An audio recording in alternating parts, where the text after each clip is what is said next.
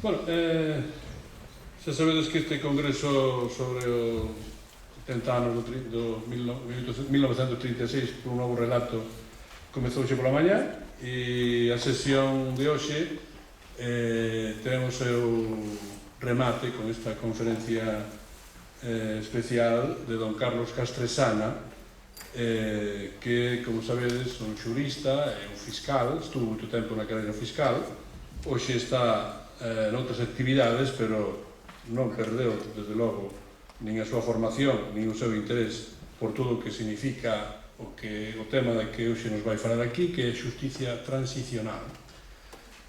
Nunha das sesións da mañá, un dos ponentes dixo que máis ou menos a codificación dos relatos facíanse por tres vías, unha pola vía do historiador ou da historiografía, outro pola vía da creación literaria e unha terceira pola vía da xusticia ou da xusticia transicional. E este é o tema que hoxe se vai tocar aquí, non?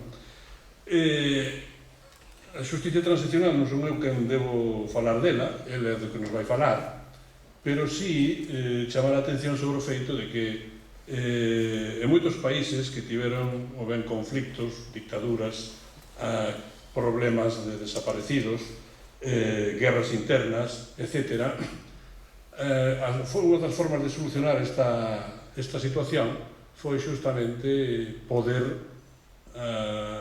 chegar a un punto de encontro ou unha comisión da verdade ou un recoñecemento por parte de todos os contendentes das súas responsabilidades e unha, non sempre ben lograda, un recoñecemento e unha remuneración simbólica das víctimas despois dos males, a veces son males como mortes ou desaparicións que non teñen remedio. Na historia de España, realmente, houve moitos momentos en que pudera aplicarse algún tipo de xusticia transicional, pero como isto é un concepto e unha práctica que é realmente posterior á Segunda Guerra Mundial, incluso á descolonización, e que casi está en algúns aspectos nos seus primeiros albores, desde logo, durante a transición democrática non se, polo que eu recordo, non se podía facer algún tipo de xestión ou de práctica neste sentido, aínda que houvese, evidentemente, unha atención por parte das forzas políticas a como tratar aqueles que foran abatidos, maltratados ou perseguidos ou encarcelados polas forzas do réxime da ditadura franquista. Felizmente, hoxe esta práctica está moito máis extendida, está moito máis vinculada ao que nas Nacións Unidas recoñecen como dereitos humanos de carácter universal.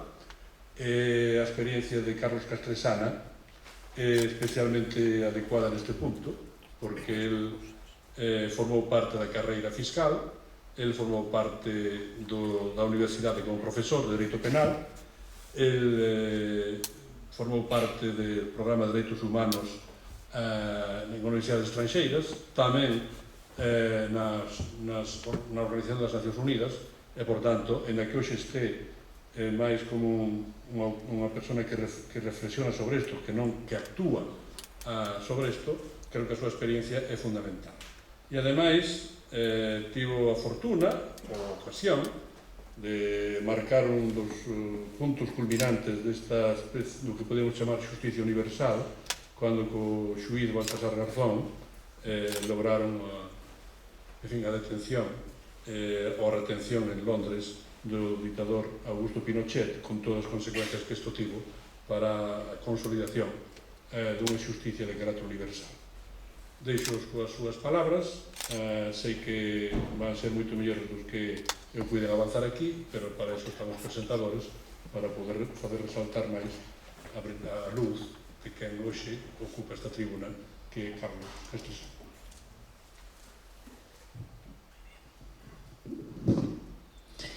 Pues buenas tardes, muchas gracias primero a los organizadores y también a Ramón por sus amables palabras. Me van a disculpar que yo no sé hablar en gallego, lo haré en castellano. Y la verdad es que cuando recibí la invitación me suscitó alguna duda el aceptarla, porque digo, bueno, yo de historia que sé, yo no, bueno, pues puedo saber como cualquier profano, pero la historia es una disciplina académica que tiene sus compromisos estrictamente profesionales y que no debería ser objeto de injerencia como cualquier otra disciplina que es para profesionales cada uno de lo suyo. Sin embargo, cuando me dijeron, bueno, puedo hablar de la justicia transicional en el contexto de lo que nosotros vamos a hablar en las sesiones del Congreso, que es sobre una versión u otra versión histórica de los hechos de la historia contemporánea de España del siglo XX, de la Guerra Civil o de las distintas lecturas de la Guerra Civil. Y la verdad es que en ese sentido sí tenía alguna experiencia que podía aportar. Como bien dice Ramón, con lo de Chile y también con lo de Argentina, en relación con la transición española, pues exclusivamente desde un punto de vista pasivo, es decir, como ciudadano que para bien o para mal vivió esa transición, y además siendo yo muy joven, que era estudiante universitario, por lo tanto sin ningún papel protagonista en lo que ocurrió, o en lo que se hizo o no se hizo en aquel entonces, y sí con una experiencia muy concreta y muy marcada de los 3 años que estuve como comisionado contra la impunidad en Guatemala. Y eso quería, me voy a levantar con su permiso, porque he traído esta presentación de PowerPoint, porque, y así la veo yo, y le voy diciendo a los compañeros que la vayan pasando. Volvemos a la primera, por favor. Ese cuadro, esa foto del Golden Gate no es casual.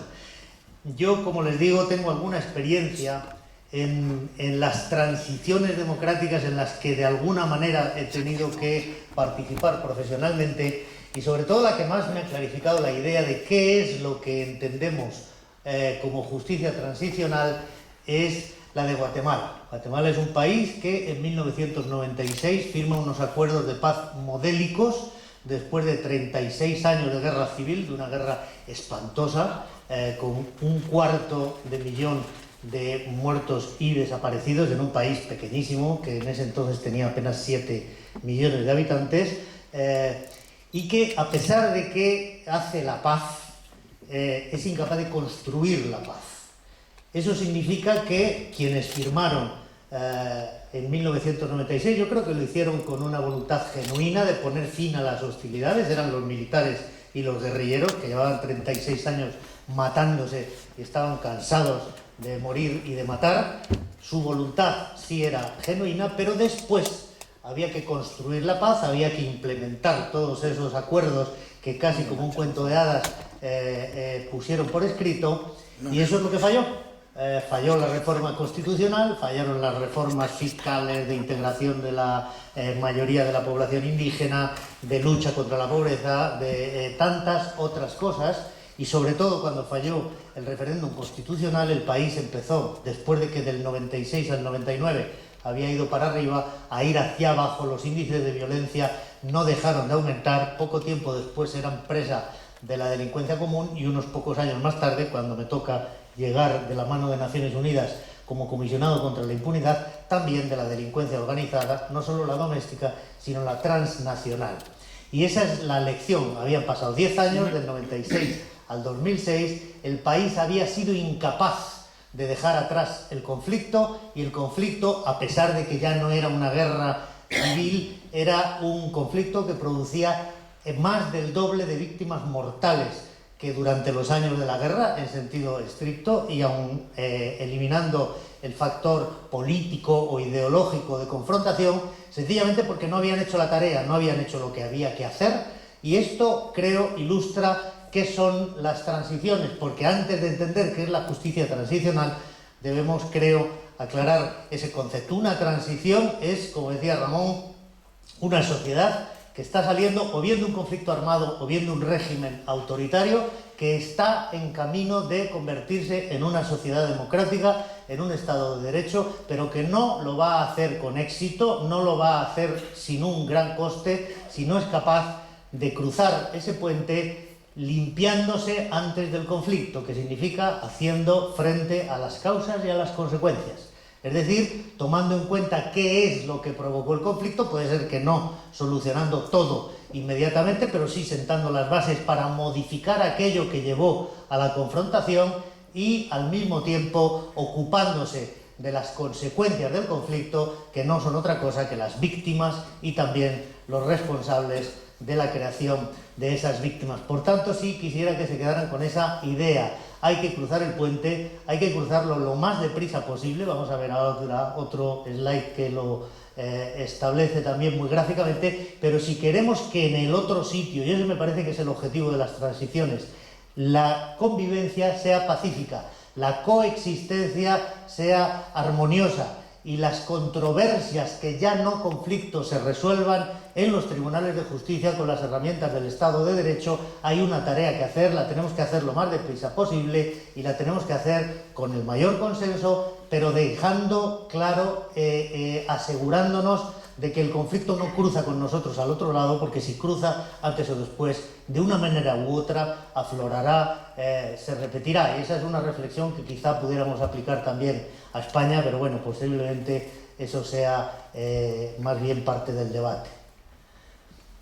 Quisiera tomar este punto de referencia y desde ahí venir hasta ahora, porque en efecto la justicia transicional es una disciplina relativamente nueva, es hija de la Guerra Fría, se desarrolla en los años inmediatamente posteriores al final de la Guerra Fría, pero tiene su origen en 1945. En ese año la comunidad internacional, al terminar la Segunda Guerra Mundial, comprueba espantada que la mayor parte de las víctimas no han sido combatientes en los frentes de batalla, han sido civiles víctimas de sus propios gobiernos, que eran quienes se supone que tenían que protegerles. El contrato social, desde la Revolución Francesa y desde la Revolución Americana, recogido en todas las constituciones del siglo XIX y de la primera mitad del siglo XX, consiste fundamentalmente en que los derechos humanos son el núcleo duro de la relación entre gobernantes y gobernados, y que los gobernantes en las sociedades democráticas obtienen su legitimación por garantizar, como bien dice la Declaración de Independencia de los Estados Unidos, a los ciudadanos, a los gobernados, el efectivo disfrute de sus derechos fundamentales.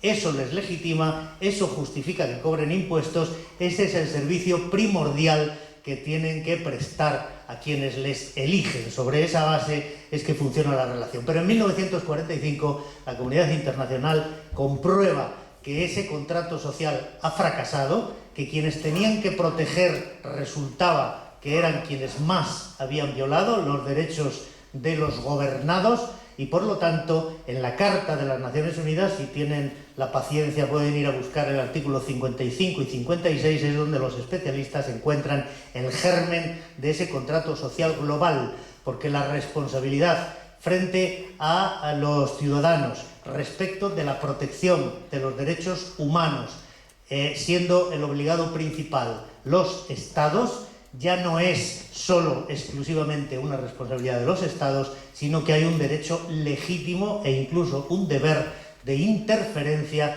de parte de la comunidad internacional cuando el Estado, lejos de proteger, se convierte en violador de los derechos de sus gobernados. Siguiente. Y eso, que en 1945 está en la Carta casi con carácter programático y que también encontrarán en la Declaración Universal de los Derechos Humanos de 1948, pero que es puramente declarativa, sin embargo sí se traduce en una obligación para los Estados que tiene rango de convenio, que tiene rango de derecho internacional obligatorio y que está en el artículo 2 de los dos grandes pactos que hoy constituyen nuestra Constitución. Ese acuerdo, como digo, se hizo en 1945, en ese momento, porque empezó la Guerra Fría, fue imposible traducirlo en obligaciones concretas para los Estados, se tardaron más de 20 años y en 1966, como seguía la Guerra Fría, fueron también incapaces de hacer una sola Constitución, de manera que hicieron dos a la carta, el Pacto de Derechos Civiles y Políticos, que suscribieron todos los países occidentales, y el Pacto de Derechos Económicos, Sociales y Culturales, que suscribieron todos los estados del área de influencia de la Unión Soviética. Pero en todo caso, los dos pactos tenían un artículo 2 común que decía exactamente lo mismo y que establecía ese contrato social global ya digo, con carácter, ahora sí, obligatorio para todos los Estados. Los Estados tienen para con sus ciudadanos, frente a la comunidad internacional y con la posibilidad de lo que después, ahora con el Estatuto de Roma, se llama complementariedad de la comunidad internacional de intervenir si el Estado no cumple con su tarea, un primer deber de respetar. Obviamente, el Estado es el primero que tiene que asegurarse de que los servidores públicos sean respetuosos con los derechos de los ciudadanos, pero no es suficiente. Tiene además, y ese es el que más nos interesa a los efectos de lo que vamos a hablar hoy, un deber de garantía. El Estado tiene que ser proactivo, no le basta con controlar a sus funcionarios, tiene además que prevenir que se produzcan los abusos y en el caso de que la prevención falle, de que el abuso de todas formas se produce, hay que remediar, tiene que investigar, acusar, castigar a los responsables y proveer una reparación a las víctimas. Para los efectos que vamos a ver a continuación es importante reseñar, y van a ver que las fechas en este caso es, como se suele decir, los detalles en los que está el demonio. Esta convención, estos dos pactos, España los ratifica en abril de 1977, en plena transición, siendo presidente del gobierno en aquel momento Adolfo Suárez, apenas 2 meses antes de las primeras elecciones y 4 meses después del referéndum que abre la vía de la reforma política. Abril de 1977, no se pierdan esa fecha. Siguiente, por favor. Bien, y entonces, en efecto, la justicia transicional, pues podríamos decir que es a la justicia lo que la música militar es a la música, o la música religiosa es a la música. Es justicia, pero la experiencia enseña que en situaciones de transición, por las prisas, por las presiones, por la tensión, por la inestabilidad política, la justicia ordinaria no funciona y es necesario amarrarla, o es necesario construir una justicia ad hoc para esas situaciones en las que tienes que cruzar el puente, tienes que cruzarlo deprisa y algo tienes que hacer en materia de justicia, y ahora vamos a ver qué, en mi opinión, y según se desprende de las normas vigentes. La experiencia, digo, la primera transición de las primeras, en esa época todavía en plena Guerra Fría, aunque nosotros jugábamos domésticamente, pero había un juego más amplio en el que posiblemente no reparábamos porque en buena medida estábamos ausentes, pero que importaba. La transición española se produce todavía en la Guerra Fría. La transición que se produce, sin embargo, ya casi en vísperas del final de la Guerra Fría es la de Argentina. Y en la de Argentina, lo vamos a ver, solo se intenta primero una comisión de la verdad, después se abre el camino de la justicia penal, eso produce 2 intentos de golpe de Estado y finalmente la impunidad. Y unos años después se vuelve por el camino de la justicia. La transición chilena, aprendiendo de la experiencia del presidente Alfonsín, dice justicia, lo dijo literalmente el presidente Aylwin, en la medida de lo posible. Quiere decir, durante su presidencia nada, pero sí hicieron también comisión de la verdad, etc. Bien, en los años 90, aprendiendo de esas experiencias y aprovechando la luna de miel en la que vivimos, afortunadamente y desgraciadamente se ha terminado, pero volverá, porque el derecho internacional avanza y retrocede como las mareas.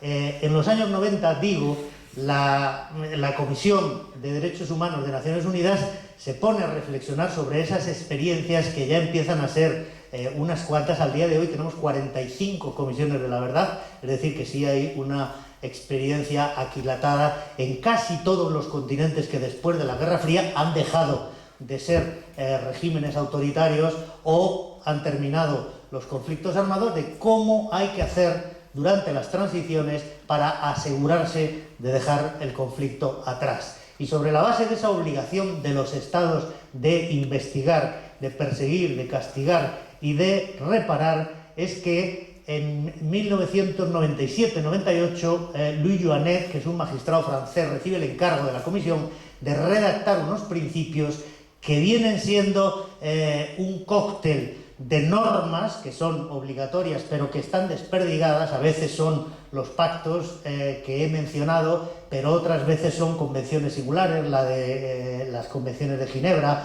o la Convención contra el Genocidio, o distintas, otras, la de la tortura, por ejemplo. y decisiones de los tribunales de derechos humanos, del Tribunal Europeo, de la Corte Interamericana, decisiones de los tribunales nacionales, y haciendo con todo ello una recopilación, elabora los principios para la protección y promoción de los derechos humanos mediante la acción para combatir la impunidad. Lo que se está viendo, la experiencia, que lo que preocupa en ese momento a Naciones Unidas es que la imposibilidad de brindar justicia a las víctimas está haciendo que los nuevos sistemas democráticos sean extremadamente débiles y que en muy buena medida sigan dependiendo de los poderes autoritarios de los que proceden, que siguen manteniendo una gran capacidad de amenaza sobre esas incipientes democracias. Se sistematizan, por tanto, los principios contra la impunidad, que no son otra cosa que decir, bueno, mire, de lo que llevamos legislado a nivel internacional, más lo que llevamos en la práctica como lecciones aprendidas de la transición chilena, de la transición argentina, de las que ha habido en África también. Para ese momento ya se había producido la de Sudáfrica, que es una de las más importantes, una referencia importantísima en la materia. Vamos a poner negro sobre blanco las obligaciones de los estados en las situaciones de transición. Siguiente.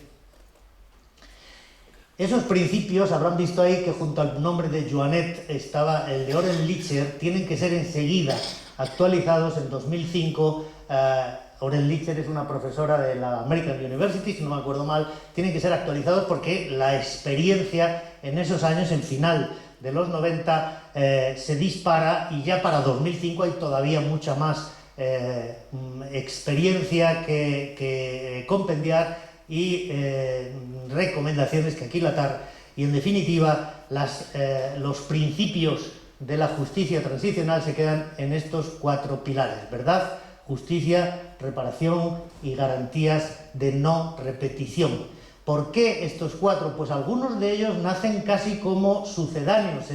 Las comisiones de la verdad se crean en los países en los que no se podía acudir a los tribunales de justicia, pues porque eran los militares, o porque era la policía, o porque era el partido que había estado gobernando, o porque era el estado vecino al que no se podía pedir responsabilidades penales porque volvería a reproducirse el conflicto. Y ese sucedáneo, sin embargo, adquiere personalidad propia porque se empieza a ver la virtualidad, por ejemplo, por decirles solo uno de los aspectos, de contemplar otras responsabilidades de los sectores empresariales o de otros actores del conflicto que no participaron directamente en la utilización de la violencia, pero que estaban presentes y que de alguna manera se beneficiaron o se vieron perjudicados. O, por ejemplo, las reparaciones. Si tú estableces las reparaciones sobre la base de sentencias condenatorias firmes penales, pues resulta que las víctimas nunca recibirán su reparación, porque la justicia penal es muy tardada, es muy pesada, tarda mucho. Sin embargo, si tú estableces a través de la Comisión de la Verdad una lista de quiénes son las víctimas y cuál es la clase de abusos que han sido los que han sufrido, puedes establecer un programa administrativo de reparaciones que es mucho más rápido y mucho más eficiente. Siguiente. Pero en todo caso, esas son las 4 cosas que hay que hacer, y como decía en la foto del principio, hay que hacerlo deprisa. Esta imagen es real, es de un puente en alguna parte de América Latina, que no recuerdo, que funcionaba perfectamente. Lo levantaron un momento para dejar pasar un barco, y cuando lo quisieron volver a poner en su sitio se había estropeado y uno de los brazos no bajaba y no había manera de restablecerlo. Eso no quiere decir que haya que hacerlo todo deprisa y corriendo. Hay que hacer lo que se pueda hacer, y no hay reglas absolutas. Así como esos 4 pilares están muy claros, no hay reglas absolutas de cuál es antes y cuál es después, o de cómo hacerlo adaptado a cada realidad concreta, porque cada país es un mundo a estos efectos. Pero lo que sí está claro es que hay que sentar las bases para cruzar el puente, cruzarlo lo más rápido posible. Yo creo que en España lo cruzamos rápido y bien, pero nos dejamos algunas cosas en el tintero que ahora vamos a ver. Pero en todo caso, sobre la base de que no tenemos todo el tiempo, de que no tenemos todos los recursos, y que más vale hacer lo que se puede hacer con el mayor consenso posible lo antes posible. Siguiente. Y este es el primero de los desafíos en lo que se refiere al pilar de la justicia penal. Es relativamente fácil la justicia de los vencedores, es la razón de la fuerza. Es decir, yo gano la Segunda Guerra Mundial y naturalmente a los japoneses y a los alemanes, a los vencidos, los siento en el banquillo porque tengo el poder para hacerlo, constituyo una corte marcial y ahí me voy. Ahora la pregunta, a efectos prácticos y para que veamos cómo se interrelacionan unos pilares con los otros, es un tribunal militar, un consejo de guerra de las 4 potencias vencedoras que juzga a 25 jefes de los vencidos, podía haber despachado a esos 25 en 3 días. Estos tardaron 6 meses y esos 6 meses los emplearon en exhibir con todo detalle lo que había sido el régimen nazi. Entonces la pregunta pertinente es, ¿esto era más un tribunal de justicia o era quizá la precursora de las comisiones de la verdad? Pues yo creo que más bien lo segundo, porque lo que podían haber hecho con los 20 y tantos acusados, como digo, podían incluso no haberlos juzgado y nadie, desde luego en aquel momento, hubiera estado en condiciones de reclamar. Siguiente. Pero la pregunta o el desafío es, bueno, ¿y qué hacemos con quien no hemos derrotado militarmente? Es mucho más difícil, obviamente, sentar en el banquillo a alguien como el general Pinochet, que venció en su dictadura y consiguió negociar exitosamente desde el punto de vista político una transición en la que él se garantizaba absoluta inmunidad, o sea, impunidad, porque primero era jefe del Estado, cuando perdió el referéndum era comandante en jefe de las Fuerzas Armadas, cuando dejó de ser comandante en jefe era senador vitalicio y por lo tanto de la inmunidad de jefe de Estado pasó a la inmunidad militar y después a la inmunidad parlamentaria. Romper ese hilo de inmunidad o impunidad es mucho más difícil porque no tienes el poder de la fuerza. Siguiente. Pero sí se puede hacer, y esta es la reflexión de ¿cuál sería el objeto de la justicia penal en ese cruce acelerado del puente del régimen autoritario al régimen democrático? La pregunta, y yo creo que es pertinente, es, pensemos otra vez en 1945.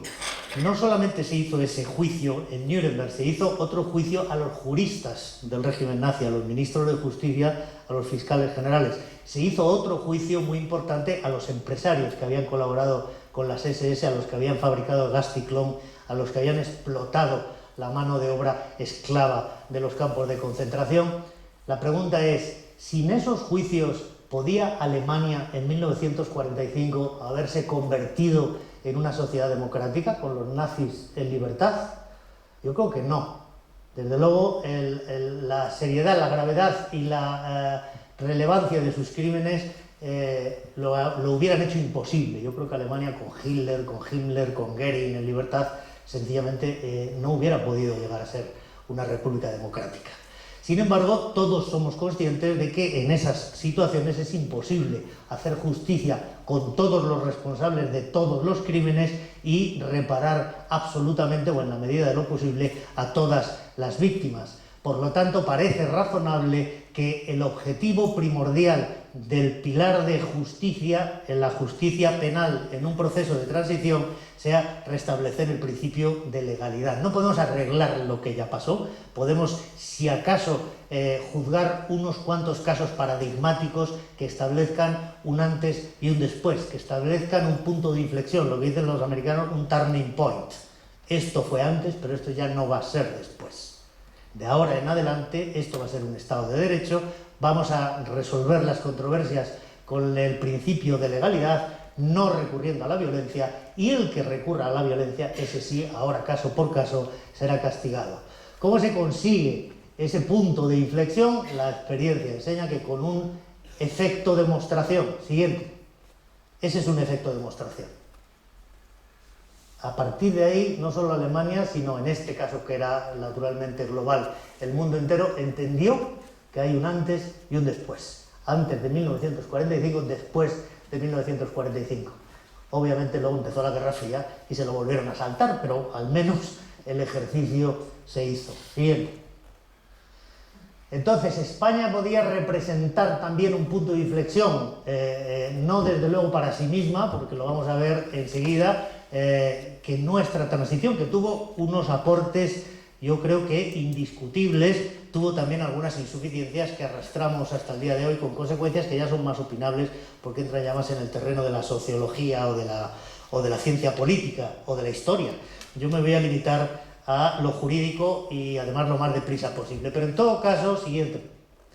Lo que sí nosotros, y ahora ya hablo de la Unión Progresista de Fiscales, que éramos como un sindicato de fiscales, que en 1996, quizá precisamente porque habíamos estado fuera de la clase de Derecho Penal Internacional durante más de 40 años, tuvimos el prurito de intentar traer a España los precedentes de la justicia penal internacional y crear un precedente español. En ese momento, para ser sinceros, les aseguro que no era otro nuestro propósito, porque no pensábamos que aquello pudiera tener consecuencias prácticas, pero necesitábamos 2 casos para conseguir que el Tribunal Supremo declarase la competencia de los tribunales españoles en casos en los que había un número muy importante de víctimas españolas que no habían obtenido tutela judicial en el lugar donde se habían producido los abusos, y necesitábamos un segundo caso, porque como ustedes saben, para que haya jurisprudencia vinculante es necesario que el Tribunal Supremo declare algo y luego, en un segundo caso, lo confirme.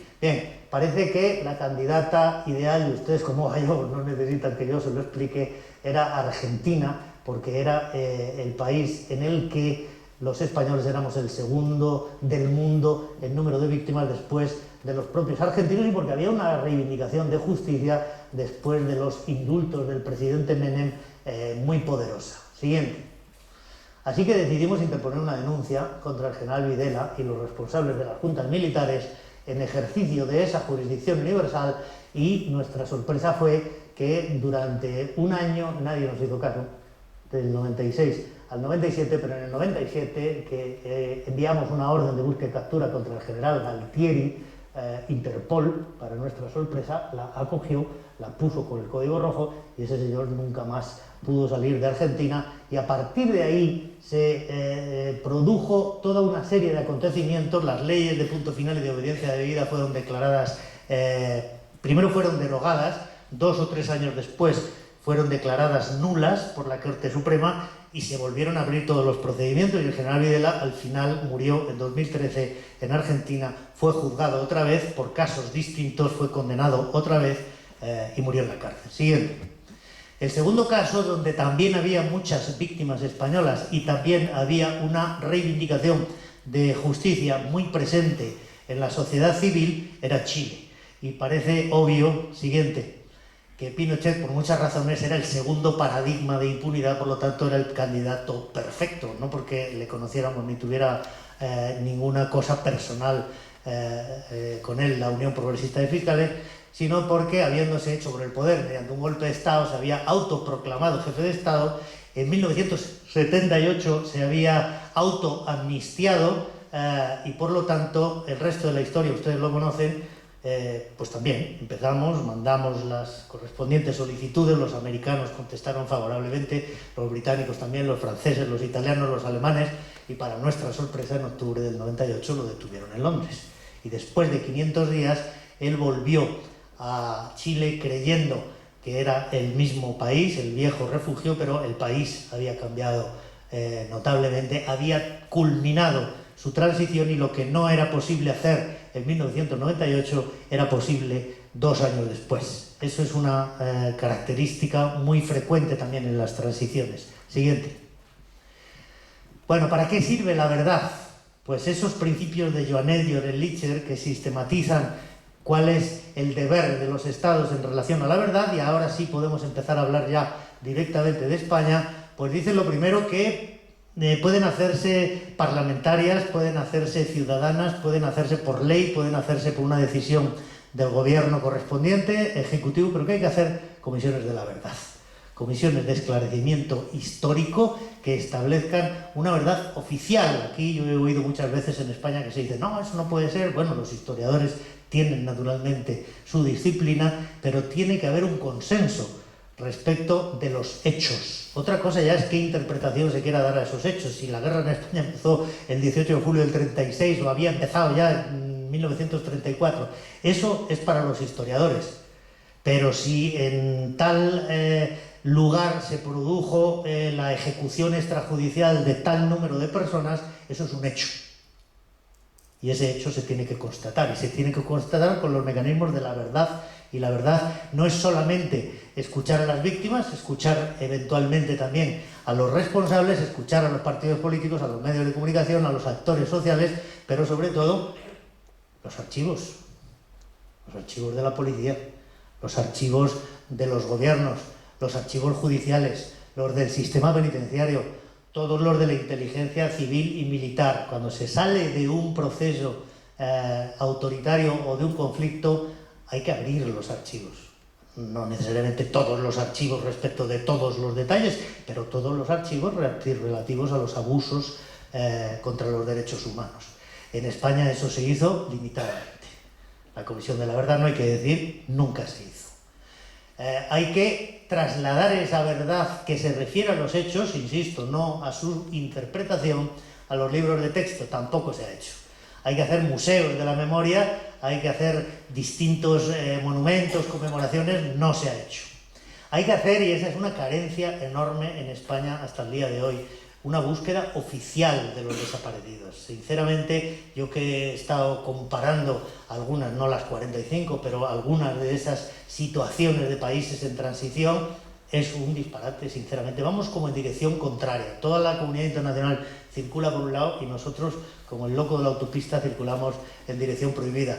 La búsqueda de los desaparecidos no la pueden hacer los familiares con una grúa o con un tractor o con un pico y una pala. Tiene que ser oficial, y además en España existe la legislación, no hace falta aquí legislar. La jurisdicción voluntaria y sobre todo la legislación del registro civil han previsto siempre la exhumación de los cuerpos, de los restos humanos que están inhumados de manera ilegal o de manera clandestina o de manera irregular. Tampoco lo hemos hecho.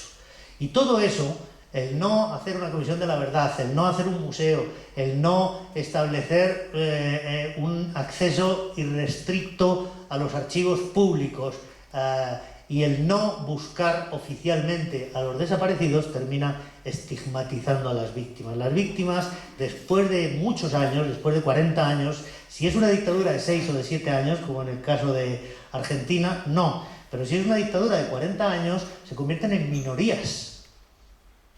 Porque en realidad no es tanta la gente que sufrió persecución en los años 40 y de esos quedan vivos muy pocos, o los familiares de esos muy pocos comparativamente con la población que ha crecido mucho 40 años después.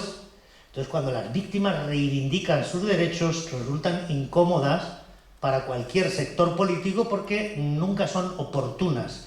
O son revanchistas, si es el sector adverso, o son inoportunas, porque nunca es urgente y siempre pueden decir espere usted un poco más. Pero eso es inaceptable desde el punto de vista del derecho internacional. Siguiente. Esta es la Comisión de la Verdad de Sudáfrica, que tiene algunos aspectos muy discutibles, pero que en todo caso supuso una revolución para la Sudáfrica de Mandela, recién restablecida la democracia, porque era la primera vez que un negro salía en la tele. Por cosas tan elementales como esas. Y porque, por supuesto, además salía diciendo que era una señora que la habían violado y que había sido la policía, etcétera, etcétera. Y porque además el presidente de la comisión era un obispo también negro.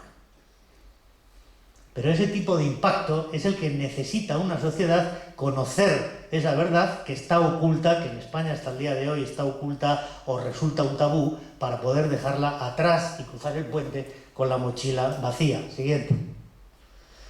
Y vamos a la reparación. Hay otro documento muy importante que se aprueba en diciembre de 2005 y que se publica en enero-febrero de 2006 y lo aprueba la Asamblea General de las Naciones Unidas, es decir, ningún comité revolucionario, y establece que las víctimas tienen estos derechos. Tienen que ser dignificadas, rehabilitadas, compensadas, restituidas, tienen que ser reconocidas como tales en el material docente del sistema de educación pública, y yo pongo ahí un no, y ustedes pueden tener una opinión distinta, pero además dice los gobernantes deben pedir públicamente perdón, y no necesariamente los gobernantes responsables de los abusos.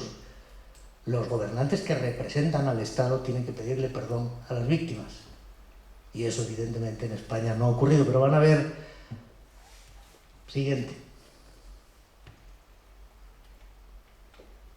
Los más mayores seguro que recuerdan esta imagen, porque fue completamente imprevista. Ese era Willy Brandt, el canciller alemán, visitando Varsovia, en su primera visita a Polonia, después del enfrentamiento terrible que Polonia y Alemania habían tenido en la Segunda Guerra Mundial, y yendo a depositar unas flores en el monumento a los caídos. Y ahí, contra pronóstico y de manera absolutamente imprevista, Willy Brandt se arrodilló y pidió perdón en nombre de Alemania a los polacos. Y Willy Brandt había sido un perseguido del régimen nazi, pero como representante del Estado alemán pidió perdón a las víctimas. Siguiente. Y las garantías de no repetición, y aquí hemos hecho más de lo que a veces recordamos. Para dejar atrás un conflicto, naturalmente, hay que deshacerse de las instituciones del conflicto. No deshacerse físicamente, hay que reformarlas para que sirvan en una sociedad democrática cuando han venido sirviendo en un régimen autoritario. El control democrático y la depuración de la policía en España se produjo a partir de 1986, con la Ley de Fuerzas y Cuerpos de Seguridad, más de una década después. En ese sentido, yo digo que los gobiernos de la transición, en sentido estricto, los de Adolfo Suárez, básicamente, bastante hicieron, dadas las circunstancias extraordinariamente difíciles con las que les tocó lidiar. La reforma del ejército se hizo a partir de 1983, la hizo el primer gobierno socialista, por un procedimiento que no era muy ortodoxo con arreglo a lo que luego serían los principios de Jonet, pero que fue efectivo. Poner una cosa que inventaron que se llamaba la reserva activa o la disponibilidad forzosa, que es usted se va a su casa con el sueldo íntegro, pero por aquí no le queremos ver más y desde luego ya no tiene mando en tropa, y a usted que es más joven lo vamos a mandar a Sarajevo como fuerza de paz y que los yugoslavos pobrecitos se apañen. Eso fue obviamente inmediatamente después del golpe de Estado, del intento de golpe de Estado de 1981. Y sí conviene decir una cosa, es el único caso en el que no propiamente de crímenes cometidos durante la dictadura, pero sí de un delito gravísimo cometido ya en democracia, se produjo el juzgamiento, y el juzgamiento además efectivo y con todas las consecuencias. Los responsables del golpe de Estado del 23F fueron juzgados.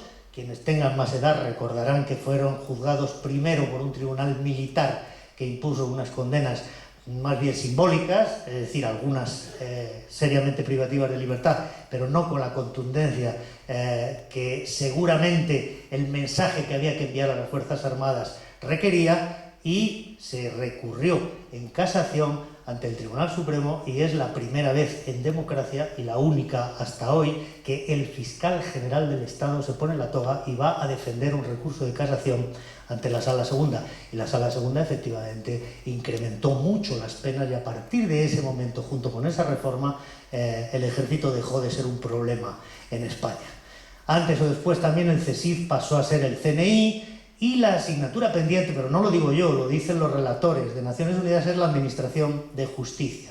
En 1977 el Tribunal de Orden Público se suprimió y se creó el mismo día la Audiencia Nacional, y buena parte de los jueces y de los fiscales del Tribunal de Orden Público pasaron a prestar servicio en la Audiencia Nacional.